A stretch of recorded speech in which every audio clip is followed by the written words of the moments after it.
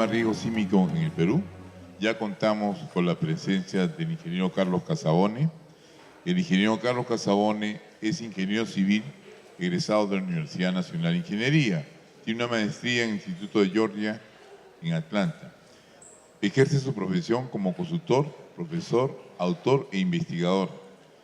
Es miembro de Gallegos Casabone Arango Quesada Ingenieros Civiles SAC. Profesor principal de la FIP, de la Facultad de Ingeniería Civil de la Universidad Ricardo Palma. Ha sido decano de la Facultad de Ingeniería Civil de la Universidad Peruana de Ciencias Aplicadas, UPC. Profesor principal de la Universidad Peruana de Ciencias Aplicadas, a la fecha también lo es. Profesor en la Escuela de Posgrado, Maestría en Ingeniería Civil de la Pontificia Universidad Católica del Perú. Es miembro de la Sociedad Americana de Ingenieros Civiles, es miembro fellow del ACI Internacional y también ha sido directivo y presidente de la ACI en Filial Perú, presidente del Comité de Revisión de la Norma de Diseño y Construcción de Edificación de Albañería, vicepresidente del Consejo Directivo del CACIT, Instituto de Calidad y Acreditación de Programas de Computación, Ingeniería y Tecnología, presidente del Comité de Elaboración de la Norma Control Sísmica, Aislación Sísmica y Disipación de Energía, Premio Nacional, ¿no?, a la Investigación en Ingeniería y Premio Nacional de Ingeniería Civil Santiago Antúnez de Mayolo, del Colegio de Ingenieros del Perú. Tiene 52 años de experiencia en consultoría en Ingeniería Civil, con énfasis en diseño de estructuras, proyectos integrales, asesoría, supervisión de obra, gerencia de proyectos, investigación y patología estructural. Ha destacado y ha tenido participación en numerosos proyectos de obra urbana, obras de arte viales, obras industriales y portuarias. Es autor de libros, artículos de ingeniería en revistas especializadas y ponencias en congresos nacionales e internacionales. El ingeniero Casabone va a tratar el tema de cómo revisar y supervisar técnicamente proyectos que incluyan sistemas modernos de protección antisísmica. Dejamos con ustedes al ingeniero Carlos Casabone.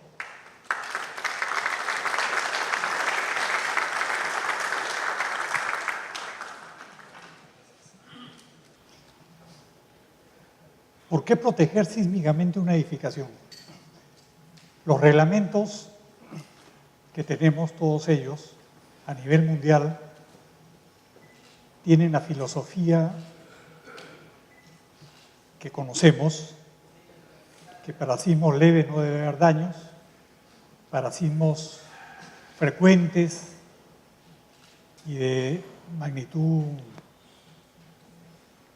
fuerte pero no grave, se tolera daños en elementos no estructurales y algunos daños en estructuras. Y para sismos severos no debe haber colapso. O sea, lo que garantizan estos, lo que pretenden garantizar estos reglamentos es la protección a la vida. ¿Ok?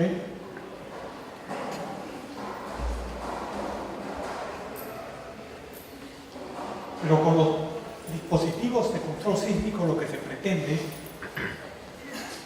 es no solamente la protección a la vida, se pretende la protección a la inversión. El ejemplo que tuvimos en Chile muy pocos edificios colapsaron.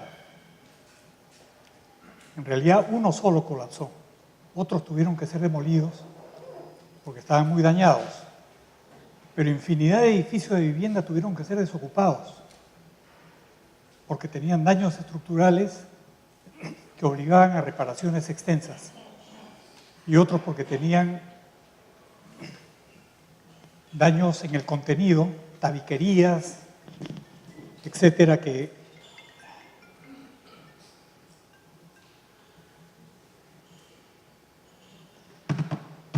no permitían seguir viviendo en la vivienda.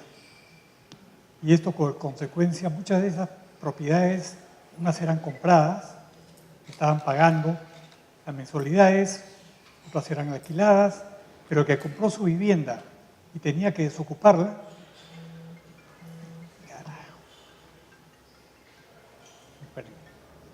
Rafa, estoy en una conferencia. Chao.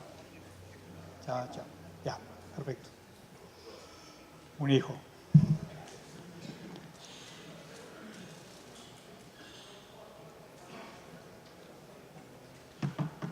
Tuvieron que seguir pagando hipotecas, a pesar de que la vivienda que habían comprado estaba semi-destrozada y abandonarla por X tiempo y además pagar la reparación. Entonces, los dispositivos de control sísmico tienen ese propósito, reducir los daños en el contenido.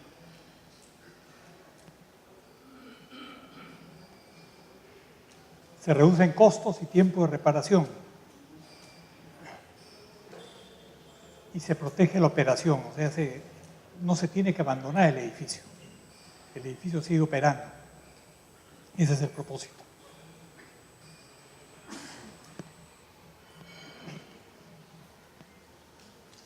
Los dispositivos de control sísmico son una gama enorme.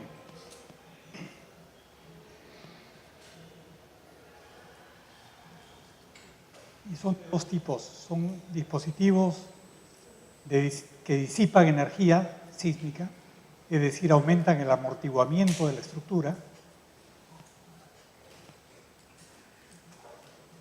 Y otros que aíslan a la estructura del suelo, la desacoplan.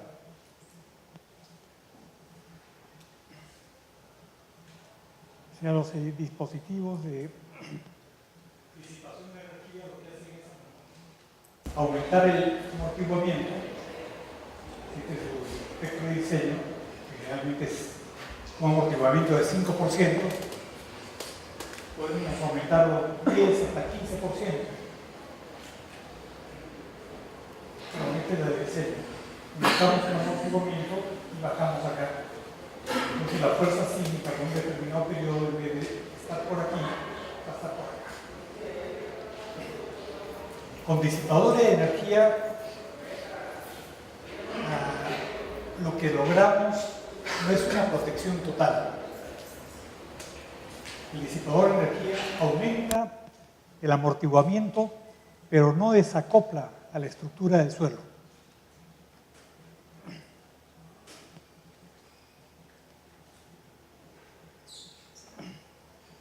Hay varios tipos de disipadores. Este es el famoso HADAS,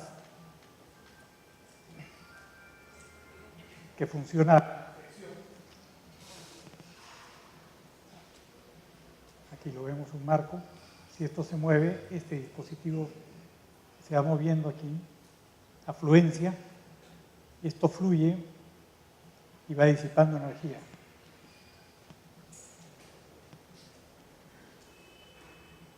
Este tiene la misma característica.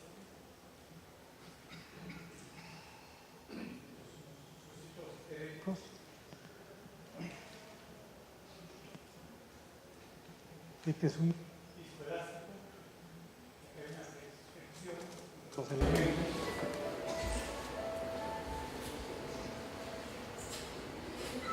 Y que también es de fricción.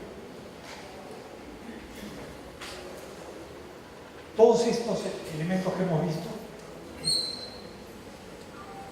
además de aumentar el amortiguamiento, aumentan la rigidez de la estructura. Al aumentar la rigidez, aumenta la fuerza sísmica. O sea, la ganancia que tenemos al aumentar el amortiguamiento o perdemos al aumentar la fuerza sísmica. O sea, se reduce la ganancia. No son muy efectivos en ese sentido, y además, pasado un evento severo, hay que reemplazarlos, porque entraron en influencia y ya no van a tener las mismas propiedades que tenían como nuevos. Luego se desarrollaron los elementos disipadores de fluidos viscosos. Estos elementos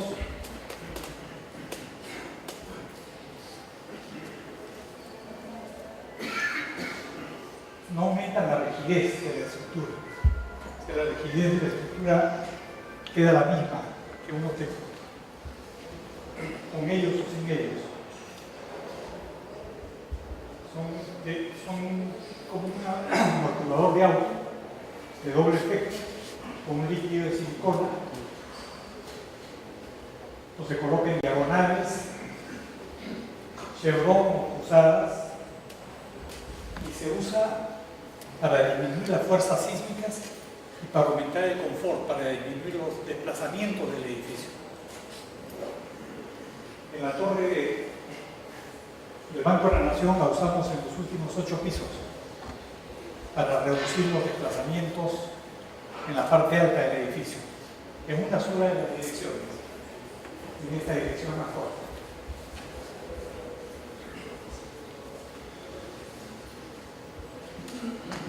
Luego se han desarrollado en Estados Unidos por los mismos productores de estos disipadores de líquido viscoso. Y esto que ellos lo llaman wall dampers, o sea, muros de amortiguamiento.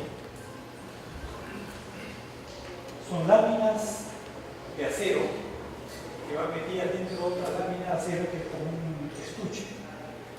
Y entre láminas hay un líquido viscoso. Esta está fijada a la parte alta, hay un piso aquí, en la parte alta, y esta otra a la parte baja. Y esto es sellado, por supuesto, en ambos extremos.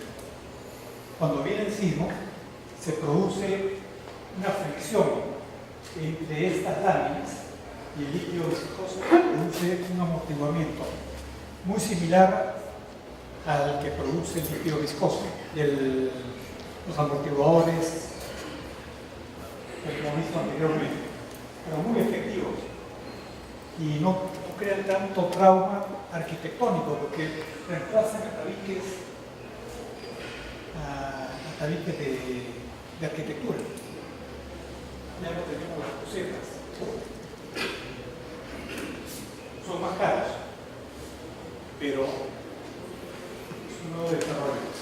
Ya se vende acá. ¿Perdón? Ya se comercializa, ¿no? Todavía no. Nos llegará en 15 años.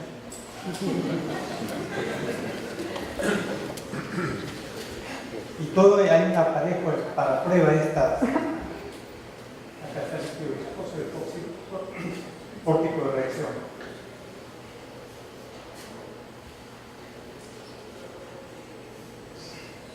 Luego hay dispositivos pasivos de disipación de energía que se llaman masas sintonizadas. Aquí hay un ejemplo, hay muchos tipos de esto.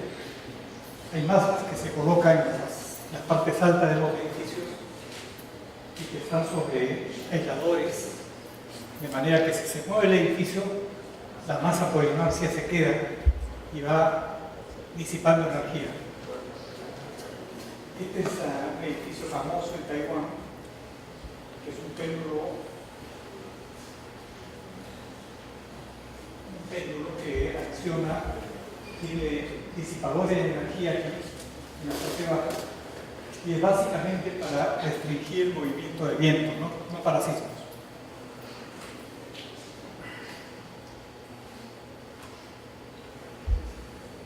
Finalmente tenemos estos elementos que se llaman DRBs, Bearing Restraint Braces, o sea, arriostres con el pandeo restringido. Estos arriostres están constituidos por una lámina o un ángulo o un elemento de acero que tiene un desdeltez que si lo sometemos a fuerza de compresión se va a pandear, pero tiene una caja externa que le da la rigidez, pero el elemento resistente es el interior.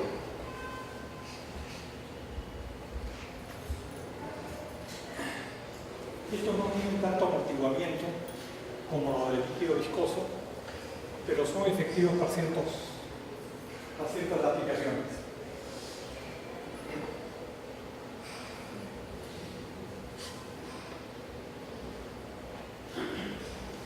Los dispositivos de aislación sísmica. Ya todos creo creo que conocemos lo que es aislación sísmica. Hemos desacoplado la estructura del suelo. Aquí tenemos una estructura de base fija. Cuando se mueve esto por fuerzas inerciales, esto comienza a vibrar. En el caso de una estructura aislada, se mueve el suelo, el aislador acompaña al suelo en su movimiento. Cuando el suelo se está moviendo hacia acá, el edificio se queda estático, el edificio se mueve como un bloque. O sea, se cambia la forma de vibración del edificio. Y lo que está ocurriendo que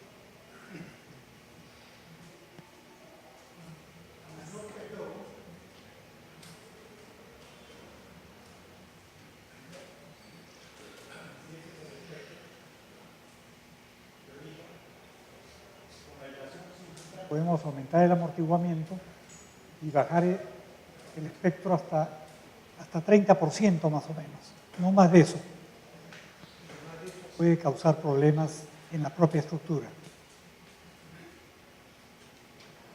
Y el desplazamiento sí aumenta, porque esta estructura, al moverse con un bloque, se mueve relativamente al suelo. En realidad es el suelo el que se mueve. La estructura queda semi-estática.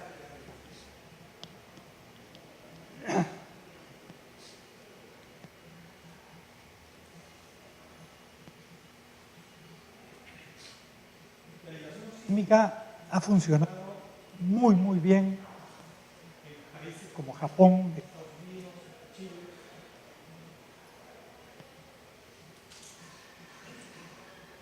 Fíjense, en el hospital Bolivia en Los Ángeles tuvimos esta catástrofe en los últimos terremotos, en el último terremoto. Este hospital había sido afectado fuertemente en un sismo que hubo allá por el año 72. Pero sin embargo, el sismo fue fuerte y lo convenció y lo dañó. Y este hospital de la Universidad del Sur de California, también en Los Ángeles, no sufrió daños, estaba aislado. En este hospital, la sala de operaciones continuó funcionando. No se paró la operación. Como pueden pensar, tuvo que ser desocupado y estuvo varios meses por el servicio. Y fíjense lo que ocurre.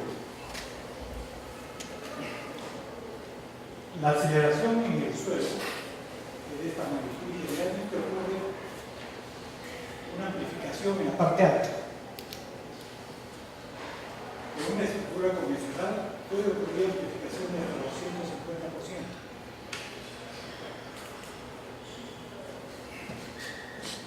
Esto ocurrió entre el View, es una comparación, en el View hubo 250% de amplificación de fuerzas y en la universidad, toda la universidad, 35%. Es una ganancia de comportamiento enorme.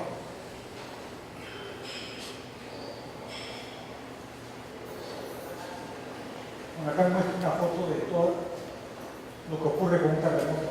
La estructura puede permanecer muy bien, pero las aceleraciones son muy fuertes que regresen todo y pueden causar destrozos y necesidad de desocupar el lugar.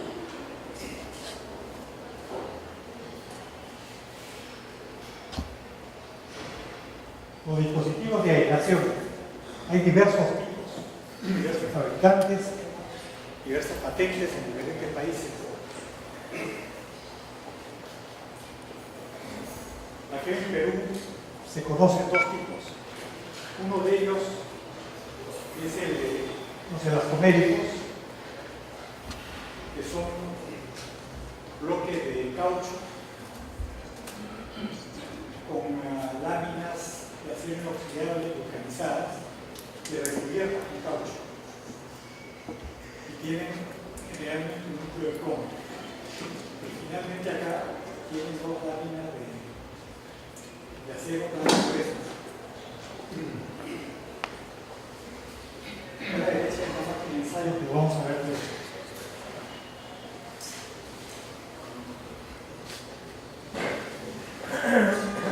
Luego tenemos estos dispositivos que se llaman de péndulo invertido o de péndulo de flexión, simples, dobles y triples.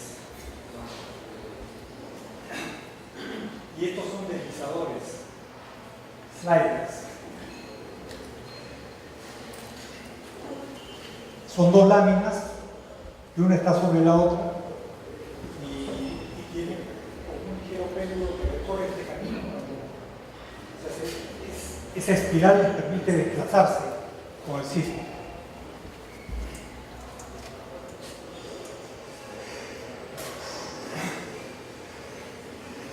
Los de péndulo de función son dos platos, este fijado a la estructura y este fijado a la cimentación. Y este elemento se desplaza acá. Cuando se mueve el sismo, este elemento tiende a subir esta pendiente y viceversa. Y al tratar de subir la pendiente va disipando energía. Y hay de doble péndulo, de triple péndulo. Estos son desarrollos hechos en California.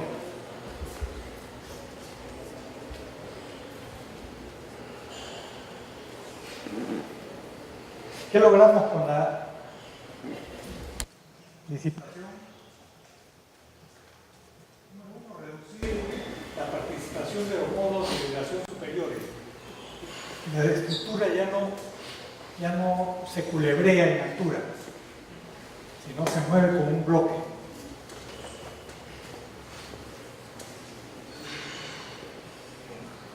Hay simplificación en el análisis estructural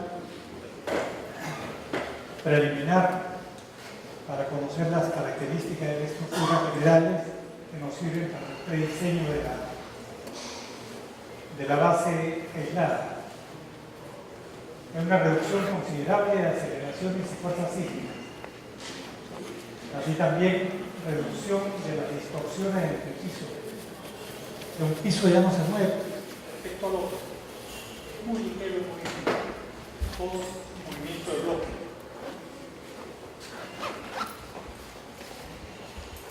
Se reduce o elimina el costo de reparación después de terremotos.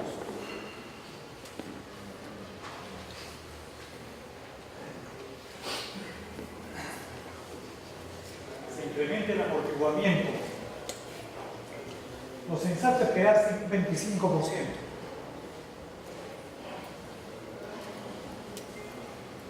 Las fuerzas en el sistema y la superestructura se reduce considerablemente, permitiendo en algunos casos su diseño elástico y por tanto una mejor predicción de las herramientas de análisis estructural.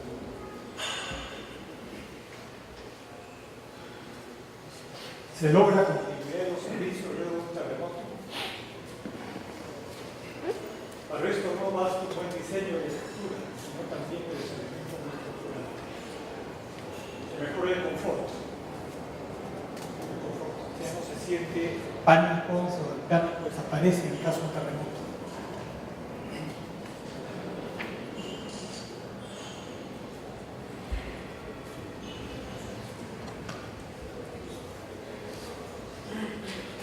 ¿Qué desventajas tiene? Como estamos aislando la estructura de la base, requerimos tener un primer diafragma rígido en la estructura. Tenemos un espacio entre el suelo, entre la cimentación y ese primer diafragma para permitir el mantenimiento y la colocación de los aisladores número 1 y su mantenimiento. Eso es lo que se llama acá un piso adicional. Se requiere detalles especiales en la arquitectura que podrían limitar el tratamiento de la estructura respecto al suelo. La estructura se queda aquí, pero el suelo se ha movido. Es como si la estructura estuviera muriendo. Pues Lima no es una buena ciudad para esto, porque las reglamentaciones urbanísticas permiten construir en el lindero. Lo único que nos exige es dejar una junta sísmica de 10, 15, 20 centímetros. Pero si ponemos aislación sísmica, requerimos tener 1 metro, 1,50 m por lo menos, para prever, o 2 metros, para prever que estos edificios se muevan y este pasaje sirva de mantenimiento. Pero mientras no cambiemos eso, en las zonas centrales de Lima no vamos a poder hacer aislación sísmica.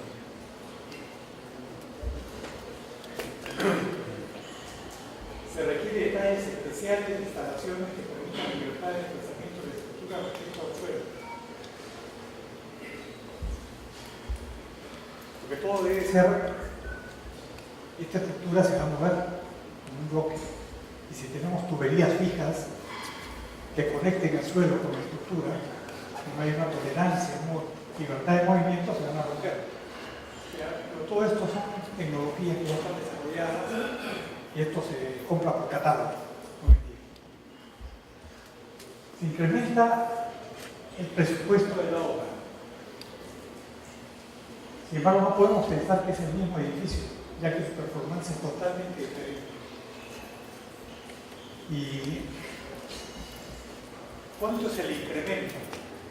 El incremento en el costo de la estructura puede ser 5 o 6%, pero el costo de la obra terminada termina siendo un 3%.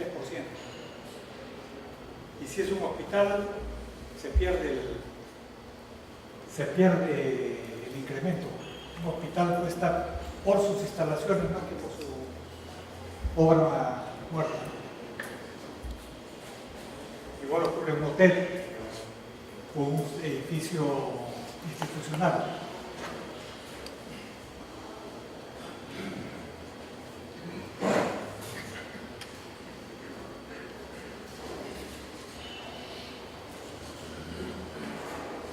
¿Por qué es importante un buen diseño y una buena supervisión? Y por supuesto una buena construcción. Número 1, para alcanzar los objetivos de diseño general. Para asegurar la confiabilidad de los servicios, evitando rotura de las instalaciones sanitarias, eléctricas, contra incendio y demás. Reducir o eliminar los costos de reparación después de un evento sísmico.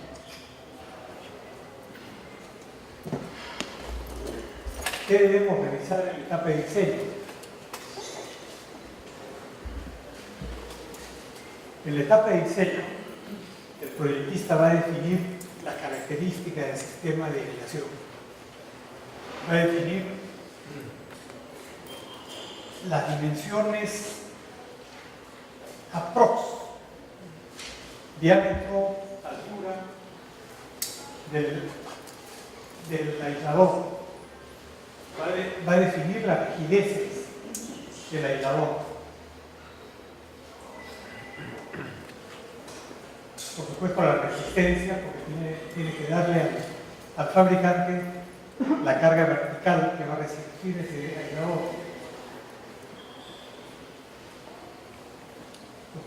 Tiene que preparar para entregar al fabricante un cuadro con todas las propiedades del aislador. Es importante revisar la coincidencia del centro de masas y el centro de rigidez entre la estructura y el centro de aislación. Revisar la coincidencia, es importante revisar qué es la coincidencia del centro de masa y el centro de rigidez de la estructura y el sistema de aislación coincidan, o estén los más cercanos posibles. O sea, eso nos permite tolerar cierto tipo de asimetrías en la estructura, siempre y cuando esa asimetría la corrija la disposición de aisladores. ¿Ok?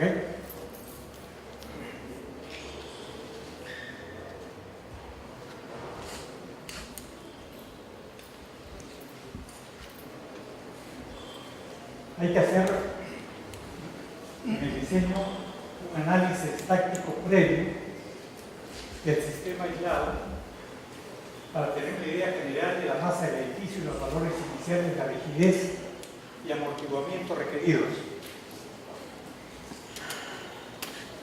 Luego estos valores se contrastan con los análisis espectrales y los tiempos históricos.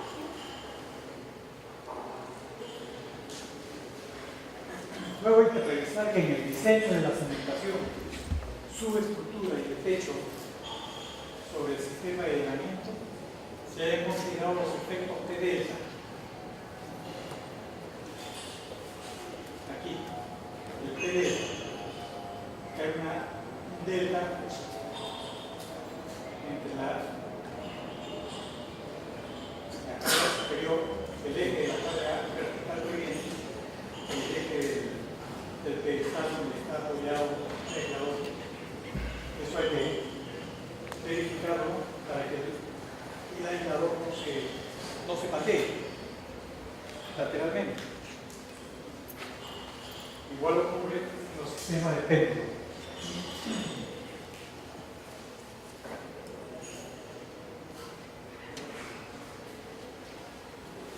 Otro tema importante es elegir adecuadamente la ubicación de juntas cuando se habla de un edificio grande.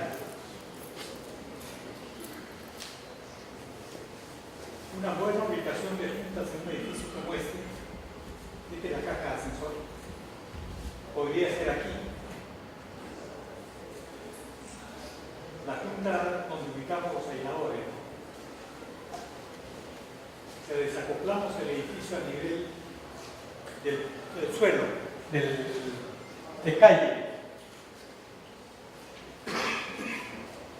En este caso, este es un edificio bastante más esbelto que este.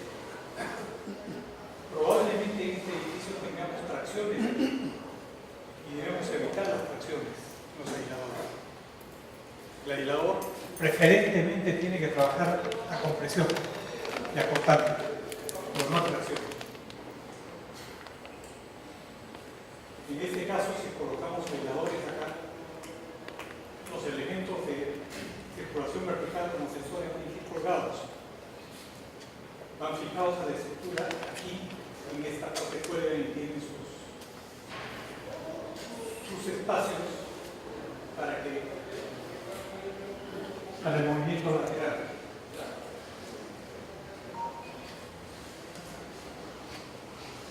Asumamos que tenemos un edificio, una plancha de sótanos bastante más extensa que la torre y queremos aislarlo.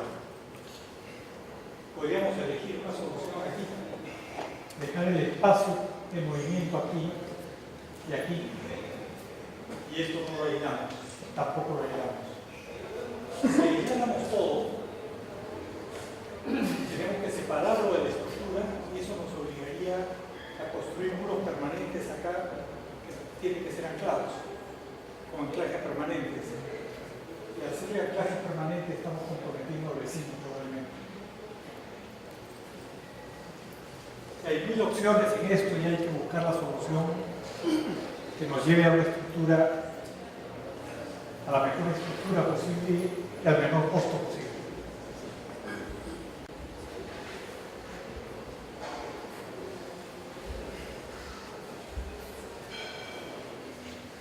Debemos revisar que los valores R de reducción de utilidad para el sistema de aislamiento y para la superestructura sean los correctos. Es decir, uno para el sistema de aislamiento. El sistema de aislamiento se diseña elásticamente con valores R1 y la superestructura con R2. R igual a 2. Que los amortiguadores del sistema de aislamiento no superen el 30%. Que los amortiguamientos del sistema de aislamiento no superen el 30%. Pues esto podría generar efectos adversos en la estructura. Que todos los ensayos de laboratorio de los dispositivos de disipación y aislación cumplan con los especificados en las normas. Esta es la norma americana que usamos generalmente aquí en el país. Tales como la frecuencia del ensayo, Ya, cuántos frecuencia, digamos, el equipo de carga y número de ciclos. Acá hemos puesto la curva esquelética típica de un aislador. Y esta termina siendo la rigidez efectiva.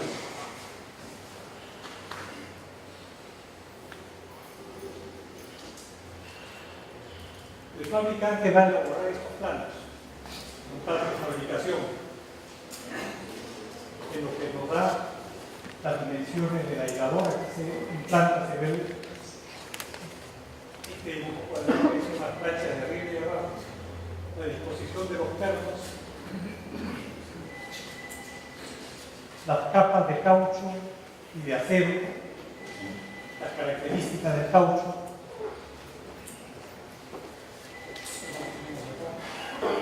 características de los materiales, el diámetro del núcleo de plomo, el paralelismo entre las planchas superior e inferior.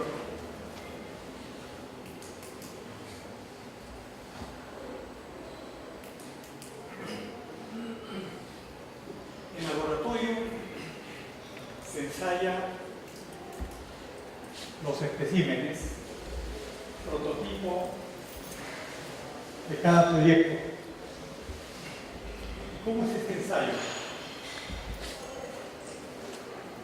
Se coloca dos, este es un aislador que está colocado echado, otro aislador echado acá, y están sometidos a compresiones axiales por dos actuadores con un eje horizontal aquí. Entonces, esto está sometido a una compresión axial. Luego tienen este otro actuador que somete al aislador a cada uno de los aisladores. Este actuador está fijado a una de las planchas, digamos a la plancha inferior. El exterior sería esta, este es el interior, y hace este recorrido. Este modo entra y sale aquí y somete al aislador a los ciclos especificados para ese ensayo.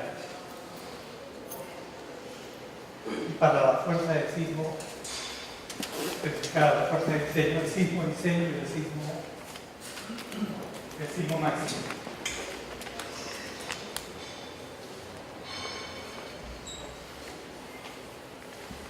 Esa prueba se hace en un protocolo de prueba.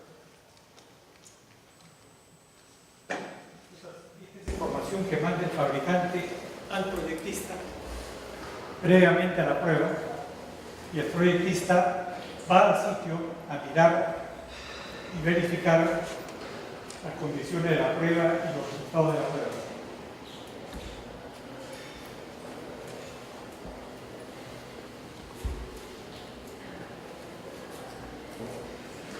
Con los resultados de la prueba pueden haber pequeñas variaciones. Por ejemplo, que el diámetro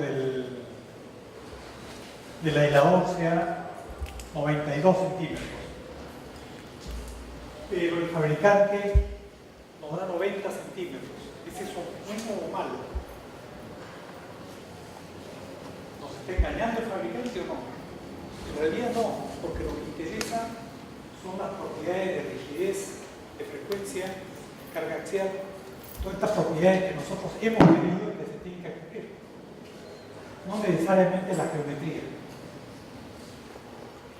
Si yo pido 80 centímetros de diámetro y me da 30, hay que ponerlo en duda. Pero pequeños cambios son aceptables.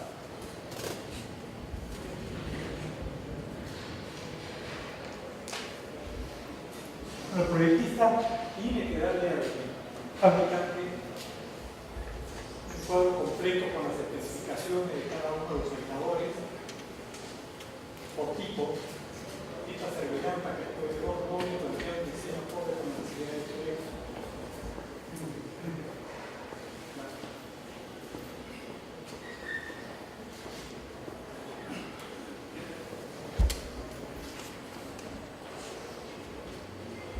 Verificar que no se produzcan reacciones en el sistema de aireación.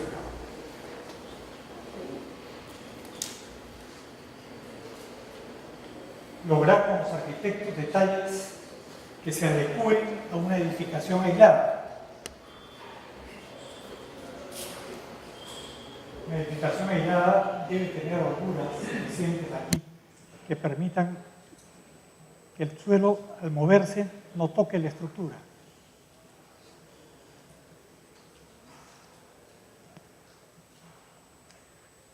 Cualquiera de estas opciones debe usarse. En esta opción nos estamos ahorrando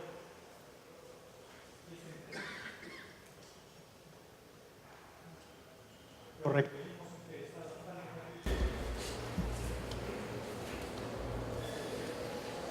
en las escaleras necesitamos dejar arriba la estructura que está sobre aisladores y esta es la estructura que está fija al suelo. Esta parte de la estructura de la escalera está fija al suelo y tiene que estar separada de la estructura aislada.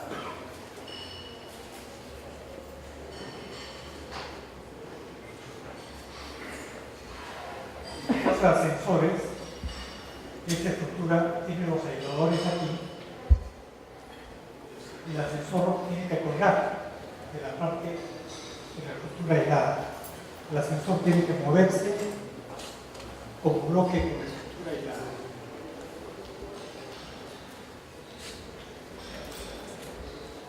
Las instalaciones deben tener, como hemos dicho, detalles especiales que permitan el movimiento.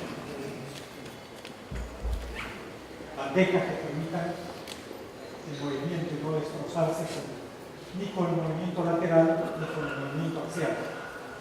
Las tuberías lo mismo.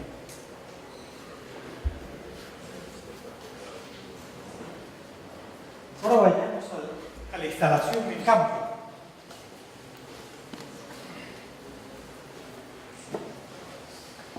Este es un aislador. La plancha de base fijada al cuerpo del aislador.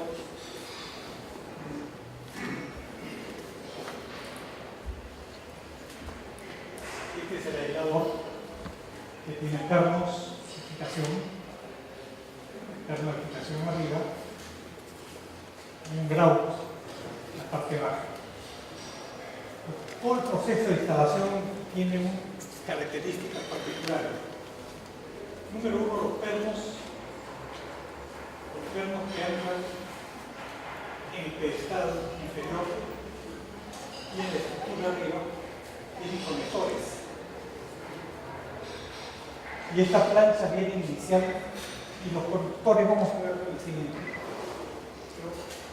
Hay conectores. El perno del acero de 25, el traje superior, el aislador, el grau, el pedestal de concreto.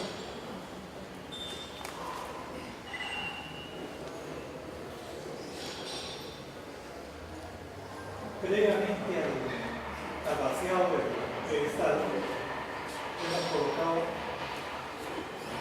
los pernos fijados al conector y hemos colocado una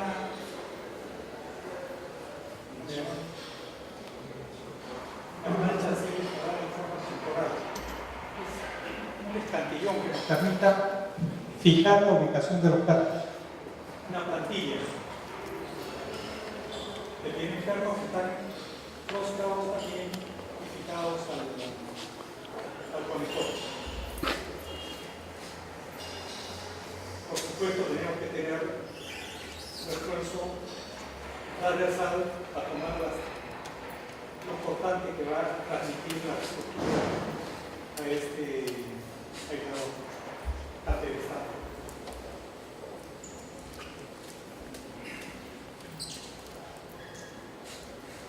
Una vez que hemos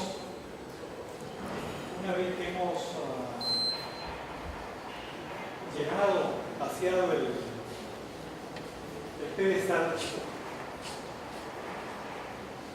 Ya estamos listos para colocar el aislador y luego el grout, pero debemos fijarnos y debemos trabajar esa superficie del pedestal de manera que tenga una reciprocidad muy marcada, la superficie muy limpia, el agregado grueso expuesto de preferencia y está la lechada de cemento.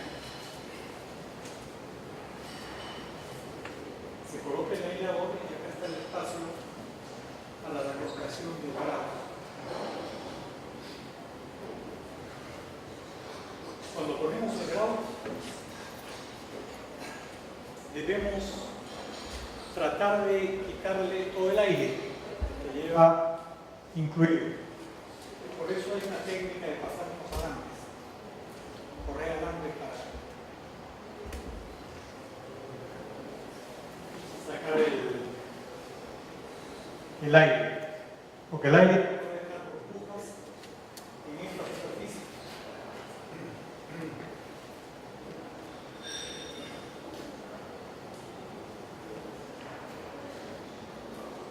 En la parte superior, que es parecida al inferior, estos platos van a quedar embebidos en el edificio del conector, el plato inicial.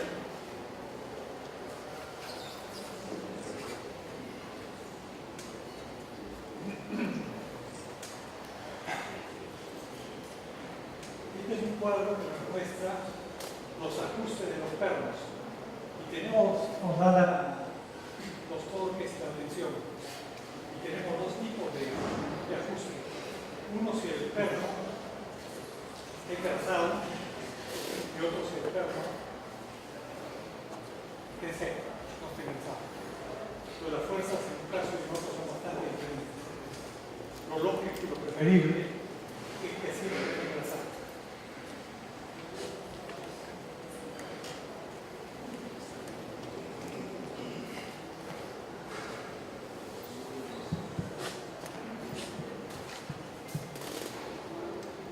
La cama de grout, hay una prueba que se hace.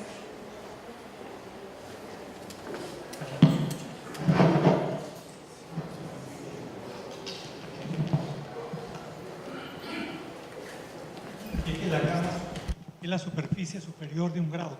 Se ha quitado el aislador para mostrar cómo es la superficie. El grout, al colocarlo, arrastra aire con él y ese aire forma burbujas. Estas burbujas van a hacer perder adherencia entre la plancha superior y la cama de grout. Entonces hay toda una prueba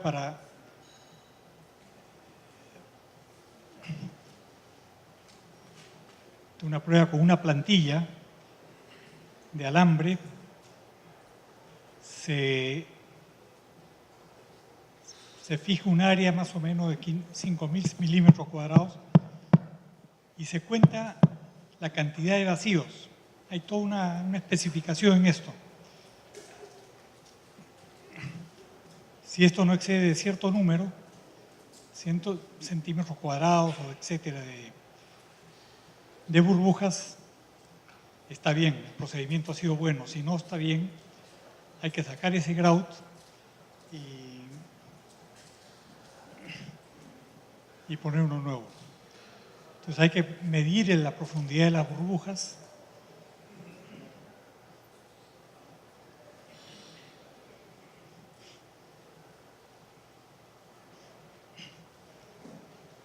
Ahora pasemos a los cuidados en la disipación de energía. Estamos hablando de disipadores de líquido viscoso, estos amortiguadores tipo amortiguador de auto.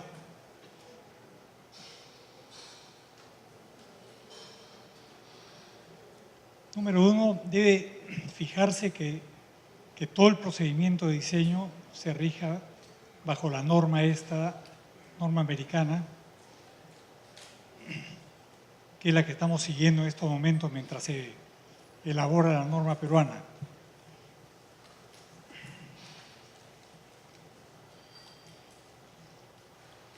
debe detallarse en el proyecto las fuerzas, las propiedades dinámicas que queremos del disipador.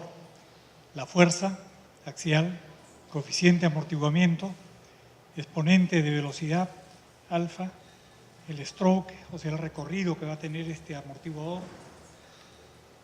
para el sismo de diseño y el sismo máximo. Y estos son los valores que le van a servir al diseñador del disipador para fabricarlo. Luego los componentes adicionales al sistema de amortiguadores, estructura metálica, conexiones, deben ser diseñados para sismos máximos, para el sismo máximo. O sea, si nosotros tenemos un disipador en un chevron, y tenemos el disipador en este extremo, esta pieza metálica es una pieza que debe ser diseñada para el sismo máximo, una compresión o una tracción al sismo máximo, no puede pandearse.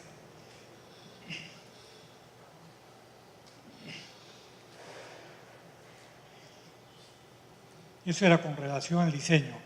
Para el proceso constructivo, verificar las dimensiones finales del plano de fabricación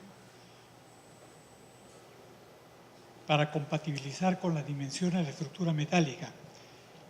Hay que tener en cuenta que esta pieza que viene fabricada de Estados Unidos, de Japón, de Francia. Llega y se tiene que instalar, se instala empernándola, con 4 pernos. La gente que viene de allá para instalar este dispositivo y asegurarse que todo esté bien, tiene que encontrarse con una estructura que sea concéntrica, que dé concentricidad, que los ejes del disipador y de esa estructura de soporte sean concéntricos. No puede haber excentricidades porque si no pueden haber pandeos laterales.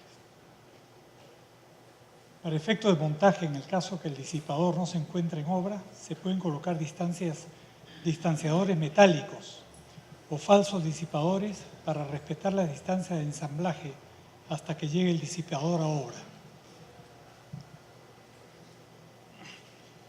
Verificar que hayan protocolos de ensayo para los amortiguadores y que en estos protocolos aparezcan los criterios de aceptación. Igual que en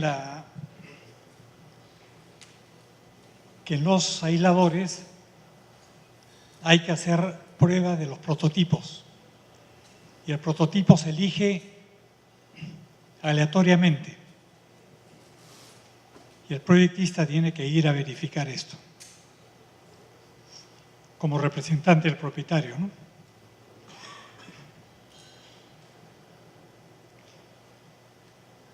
El fabricante debe presentar una nota de cálculo donde verifique la capacidad en los componentes del disipador propiamente dicho, el pistón, la cabeza del pistón, la oreja de conexión, el pin de conexión, etcétera, acorde a las fuerzas del diseño.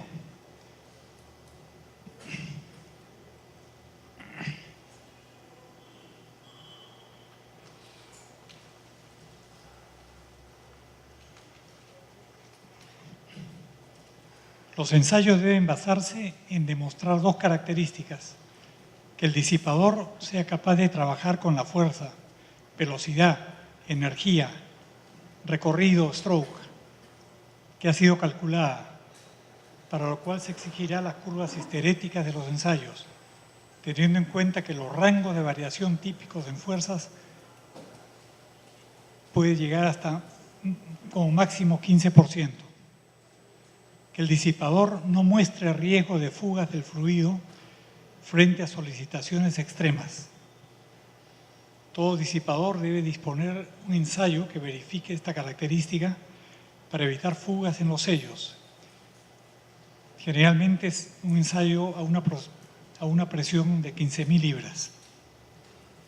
O sea, no es una presión cualquiera.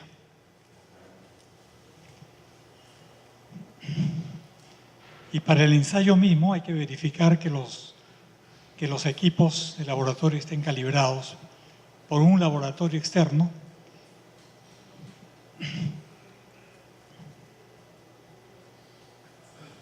Bueno, muchas gracias.